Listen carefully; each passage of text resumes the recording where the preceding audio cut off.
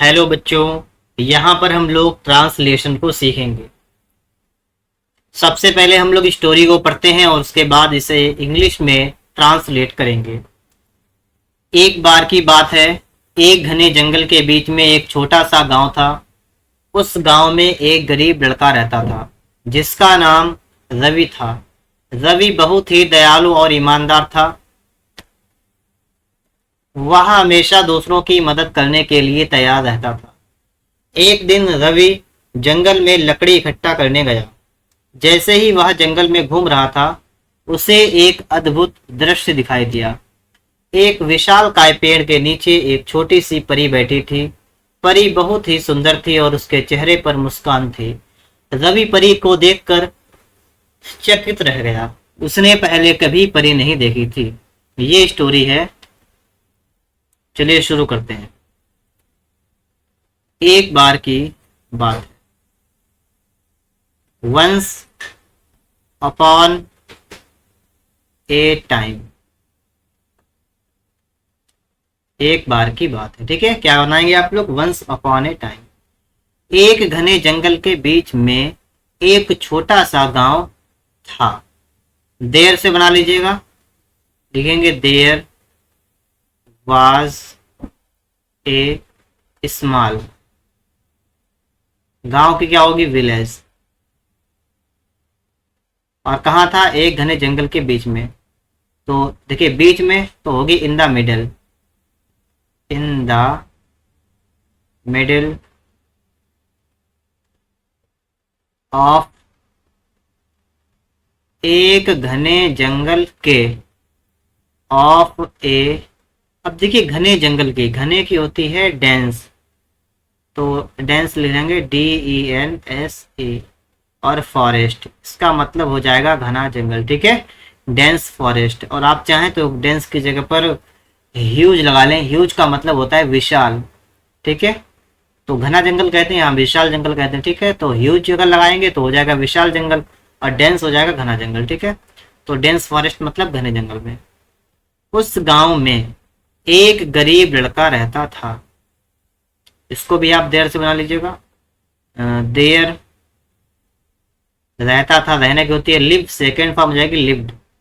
There lived a poor boy. A poor boy मतलब एक गरीब लड़का रहता था। There lived a poor boy, उस गांव में। उस गांव में की हो जाएगी इन दैट विलेज। उस गांव में एक गरीब लड़का रहता था जिसका नाम रवि था। लिखेंगे हुज। हुज नेम लड़के के लिए आया है, जिसके लिए आएगी हुज नेम वाज रवि। आगे देखेंगे। रवि बहुत ही दयालु और ईमानदार था। लिखेंगे रवि वाज वेरी दयालु। दयालु की होती है काइंड एंड ईमानदार, ऑनेस्ट। तो लिखेंगे Ravi was very kind and honest. Ravi बहुत ही दयालु और ईमानदार था। आगे देखिए क्या है कि वह हमेशा दूसरों की मदद करने के लिए तैयार रहता था। लिखेंगे ही वाज ऑलवेज। वह हमेशा, वाज माने था, ठीक है। तैयार रहता था, तैयार होना क्या होती है? रेडी। तो लिखेंगे रेडी। इसका मतलब हो गया वह हमेशा तैयार रहता था। किसके लिए? मदद करने के लिए। मदद करने की क्या होती है? हेल्प। तो लिखेंगे टू हेल्प। इसका मतलब मदद करना। और दूसरों की, दूसरों की होती है अदर, ठीक है। तो आएगा अदर्स। ही वाज मतलब वह था, ऑलवेज रेडी मतलब हमेशा तैयार था। इसका मतलब वह हमेशा तैयार रहता था। टू हेल्प मतलब सहायता करने के लिए। अदर्स मतलब दूसरों की। एक दिन, वन डे, रवि जंगल में लकड़ी इकट्ठा करने गया। कौन गया? रवि। लिखेंगे रवि वेंट, मतलब रवि गया। और कहाँ गया? जंगल में गया ना, जंगल में, तो लिखेंगे इन द फॉरेस्ट।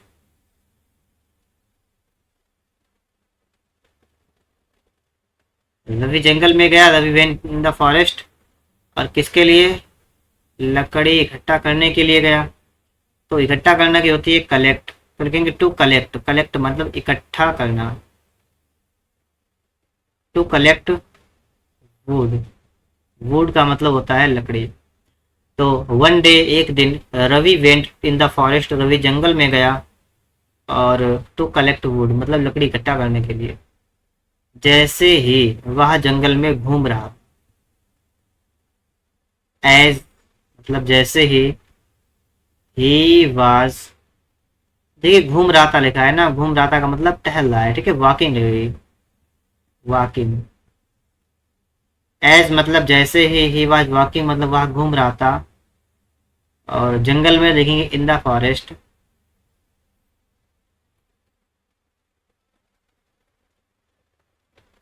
लिखा है उसे एक अद्भुत दृश्य दिखाई दिया। उसे एक अद्भुत दृश्य दिखाई दिया, इसको मतलब, इसका मतलब ये हो गया कि उसने एक अद्भुत दृश्य देखा। इसे लिख लेंगे ही सॉ ए वंडरफुल। और शाइट, शाइट का मतलब हो जाएगा दृश्य। तो उसने एक आश्चर्यचकित या अद्भुत दृश्य देखा। क्या देखा उसने? उसने देखा कि एक विशालकाय पेड़ के नीचे एक छोटी सी परी बैठी थी। एक छोटी सी परी, लिखेंगे ए लिटिल, परी की क्या होती है? फेरी। ए लिटिल फेरी का मतलब एक छोटी सी परी बैठी थी। तो इसका होगा वाज सिटिंग, वाज सिटिंग। और कहाँ बैठी थी? एक विशालकाय पेड़ के नीचे। तो नीचे की लगेगी अंडर। ए विशालकाय की हो जाएगी ह्यूज, ह्यूज का मतलब होता है विशाल। और ट्री का मतलब होता है पेड़। तो ए लिटिल फेरी मतलब एक छोटी परी, वाज सिटिंग मतलब बैठी थी, अंडर ए ह्यूज ट्री एक विशालकाय पेड़ के नीचे। परी बहुत ही सुंदर थी। क्या लिखेंगे? The fairy was very beautiful. इसका मतलब हुआ कि परी बहुत सुंदर थी। और तो क्या लिखेंगे? एन, फुल स्टॉप को यहां से रिमूव कर देंगे, ठीक है। क्या लिखेंगे यहाँ पर? एंड उसके चेहरे पर मुस्कान थी। अब देखिए किसकी बात हो रही है? उस परी की बात हो रही है ना, तो परी की बात हो रही है। परी की स्पेलिंग हम लिख चुके हैं, the fairy was a very beautiful, and लगा दिया है। तो अब आपको सब्जेक्ट लिखने की आवश्यकता नहीं है, सीधे आप देखेंगे कि इसमें क्या है, वर्ब क्या है। चेहरे पर मुस्कान था, मुस्कान थी, ठीक है। तो इसको हम हेड से बना लेंगे, एंड हैड ए स्माइल मतलब मुस्कान थी। और कहाँ थी?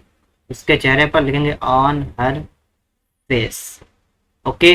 जब सब्जेक्ट को आप लोग एक बार लिख दें, अगर आपका वाक्य एंड और से जुड़ा है तो आपको दोबारा सब्जेक्ट लिखने की आवश्यकता नहीं है। आप उसको ऐसे ही बना सकते हैं कि the fairy was very beautiful and had a smile on her face. आगे है कि रवि परी को देखकर चकित रह गया। लिखेंगे रवि वाज सरप्राइज्ड। क्या हो जाएगा? रवि वाज सरप्राइज्ड, लिखा है देखकर, लिखेंगे टू सी। और किसे? परी को देखकर, तो द फेरी। कहने का मतलब क्या है? यहाँ पर कहा गया है कि रवि जो है वो परी को देखकर चकित रह गया। तो सरप्राइज का मतलब होता है आश्चर्यचकित होना, ठीक है। सरप्राइज्ड यहाँ पर लग गया, वाज लग गया, ठीक है। मतलब Ravi was surprised to see the fairy, परी को देखकर जो रवि था बहुत ही आश्चर्यचकित हो गया। उसने पहले कभी परी नहीं देखी थी। पास्ट इंडिफिनिट का है, ठीक है, लिखेंगे ही डिड नॉट सी, और क्या नहीं देखा था, परी नहीं देखी, ठीक है। ही, लेकिन एक चीज और है यहाँ पर, कभी नहीं देखी थी। तो एक काम करिएगा इसे, यहाँ पर आपको एक बात ये है कि कभी नहीं लगाया, ठीक है, तो आप नेवर का इस्तेमाल करेंगे। पहली बात तो ये आपकी हो गई। क्या लगाएंगे, ही नेवर, इसका मतलब वह कभी नहीं।